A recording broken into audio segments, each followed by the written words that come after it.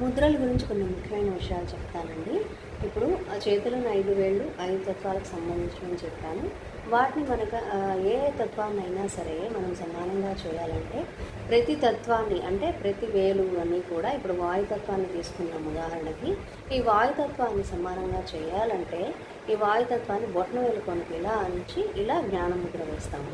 అదే కనుక వాయుతత్వాన్ని బాగా తగ్గించాలంటే బొటనవేలు చివరి కణుపు దగ్గర ఇలా పెట్టి చూపుడు వేలు మీద బొటనవేలు పెట్టి ఇలా చేస్తాం. ఇది వాయుముద్ర. ఇప్పుడు ఏమవుతుందంటే వాయుతత్వం బాగా తగ్గించాము అని తెలుసుకోవాలి.